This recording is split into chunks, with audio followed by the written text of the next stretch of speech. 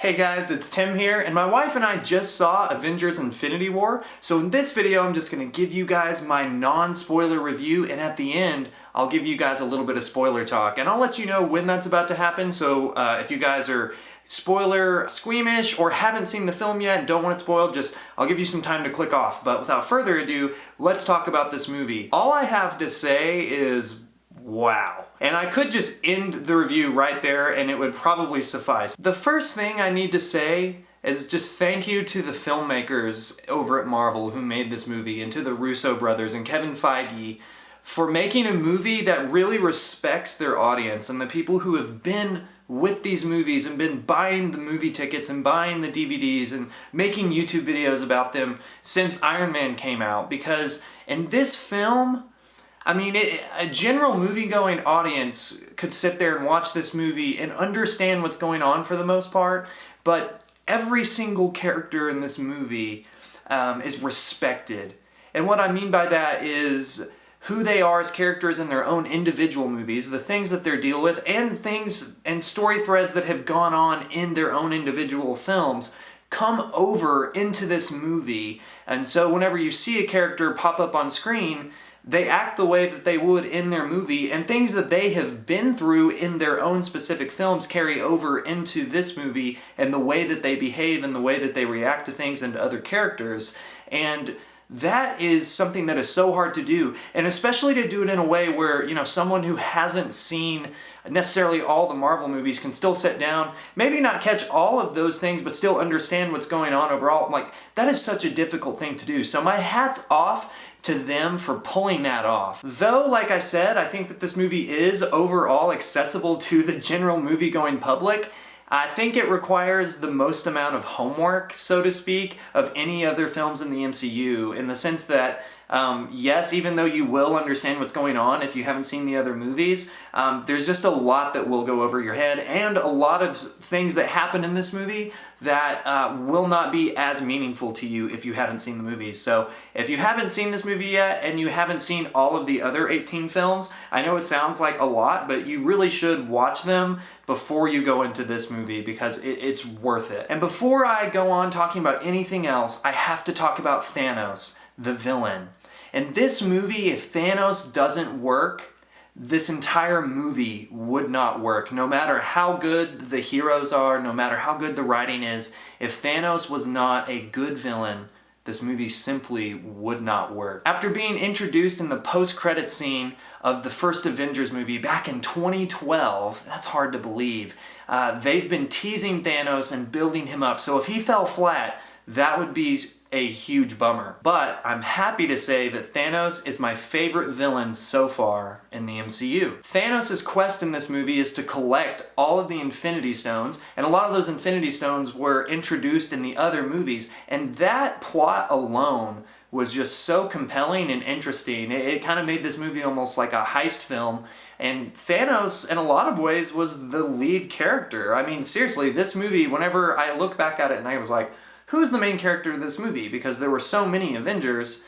Really, this entire movie revolves around Thanos, and the amount of screen time that he gets reflects that. And at the beginning of the movie, whenever they introduce Thanos, you start to get the sense that even without the Infinity Stones, he's extremely powerful. And whenever you add the Infinity Stones in the mix, there's some things that happen in this movie that I can just confidently say, he is the most powerful villain character I have ever seen portrayed in a movie. There's gonna be some things that he does in this movie where your jaw just literally like falls on the theater floor, and the person next to you is gonna have to pick it up for you and stick it back up in your face. And another big thing I have to just commend the filmmakers for is, because of how powerful Thanos is, he would have been really easy to just write really one-dimensionally, like, you know, I'm a really powerful bad guy and I do bad things, and that's my only motivation. And that's every line I'm going to say in the movie, is how I do bad things and I just make quips all the time. And that's not what they did. Thanos is such a three-dimensional, deep character. And whenever they begin to dissect throughout the movie who he is and what he's dealt with and why he's doing what he's doing, you kind of start to feel for him in a weird way, and you kind of grow attached to him. Like, every time he was on screen, even though he was the villain, I weirdly was sort of rooting him on at the same time, even though I'm not supposed to be. But I'm also rooting on the character, so it leads to a lot of conflict, even for the audience member watching, as to, who they should be feeling for and what side of it they're on. Kind of similar to Captain America Civil War for me, honestly. Even though I ultimately didn't agree with Thanos' plot to destroy half the life in the universe, I got a crystal clear understanding as to why he wanted to do that. Next, an Avengers movie wouldn't be an Avengers movie without all of the superheroes that we've come to know and love. And I have to say that I was really nervous going into this movie about how they were going to balance just the sheer amount of characters that they had to cover.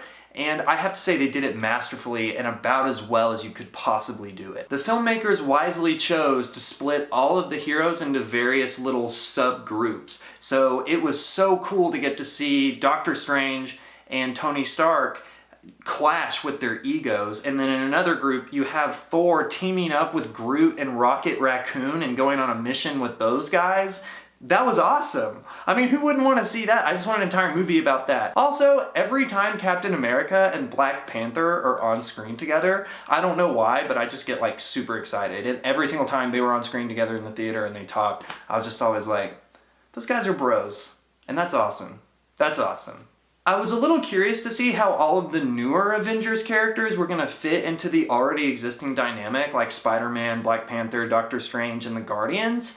But I have to say that they fit in really seamlessly, and it was strange to be like, wow, they've never been in an Avengers movie before, and it doesn't seem like it. It really is a comic book lover's dream to see this happening on screen. And I was looking over and just seeing grown men in like their 60s that have probably been reading comic books their whole lives, just with a huge smile on their face the entire movie. It really was something awesome to see. In terms of negatives I have with this movie, I would say that the sheer weight of the plot and everything that's been building up to this one movie, and then the 2.5, even more than that, runtime, could definitely feel a little weighty at points. And there were just times as an audience member where it was kind of tiring. It was like, whoa, this is really heavy. Also, there were certain story elements in the movie that they would set up, and because of how many things were going on and they were having to jump to this, then jump to this, then jump back to this, and jump to this, you would have to wait 45 minutes sometimes to return to something that was going on in the story that I was really enjoying. Like, I'm not going to say what happened, but there was a scene where Captain America set something up. He like introduces a character and he's like, we're going to go see this person. And then I'm sitting there and I realize like 40 minutes later, I was like, wait a minute, when are we gonna go see that person? And then it showed up, and I was like, that was a long time. And one thing I think is worth bringing up is I personally didn't get confused having to follow all of the jumping around that I was talking about earlier, but I could see how like a casual movie-going audience member who, say, has never seen any of the MCU movies, or say they've seen like 2 or 3 of them, they're gonna come into this movie, and I think at certain points they're going to be getting a little lost. Even though they're grasping the whole thing, like I said at the beginning, I'm not discounting that. I think that there's going to be at least a little bit of confusion. There's going to be some after theater conversations in the car, like, what was going on with that one raccoon in the tree? Like, what was that? I could see those conversations happening. Overall, though, I think flaws like that come with the territory of making a film of this magnitude. And in a lot of ways, a movie like this has never been made before, where so many different movie franchises are converging on a single point. So I have to say that the flaws in this movie, considering all of that, really are little just minor road bumps to a truly memorable and impactful and important movie. So thanks for getting this far in the video. Right now, I'm gonna give some of my unfiltered thoughts on the movie that include spoilers. So if you wanna go in completely fresh, you haven't seen the movie, you've been warned. 1, 2, 3, click off. One of the things that I was interested in seeing in this movie that I thought we would get after Civil War was seeing the meetup between Iron Man and Captain America. How was that gonna go down? Were they going to just immediately make up? Were they going to have to take a while to become friends again? What was that going to look like? Was there going to be a lot of tension? And they didn't meet at all in this movie. I think Iron Man and Captain America never had a scene where they are speaking at all. Tony Stark is out in space pretty much the majority of the film. and Captain America is on Earth. So I was a little bit bummed about that, but I'm interested to see what that sets up for Avengers 4. The most impactful scene for me in the entire movie was whenever Thanos killed Gamora. And I kind of saw it coming to a certain extent whenever Red Skull was like, hey, you have to throw that which you love down off the cliff and kill it to get the soul gem. And Thanos looks at Gamora and Gamora's like, haha, you won't kill yourself. And then you realize like Thanos is crying because he's like, I love you. And that adds so many layers to Thanos' character because he's not just this stone cold evil guy. He's like, you know, you were my daughter and I do still love you, but I'm going to kill you because you take a backseat to my plot to get all the Infinity Stones. And that was just like, for me as an audience member, so shocking to see that. Because going into this movie, I knew Thanos was going to be awesome, but I did not expect that level of devotion to his mission. Also, seeing Red Skull again, like, heck yeah, I miss that villain. I liked him a lot, and whenever he got sucked into space, I was like, I wonder if we'll ever see him again, so good to see you, Red Skull. And lastly, I thought it was really gutsy to not kill just one major Avenger like everyone was speculating they would going into this movie. I mean, they literally wiped out like half of the team whenever Thanos just snapped his finger at the end of the movie and everyone just starts evaporating. And they, granted, all of the new Avengers evaporated. It was like Doctor Strange, Black Panther, Spider-Man. So they're all gonna come back. All those guys obviously have their own sequels, so like, they're gonna come back. It's gonna be interesting to see in Avengers 4 what they have to do to bring them back, and how that's going to like really shrink the team. Because now that all of them are cleaned off the slate, you can bring Ant-Man and Hawkeye back into the mix. And I'm excited about that because I miss those guys in this movie. I love me some Ant-Man. And Hawkeye for that matter. You know what? Hawkeye does not get enough love. Hawkeye's great.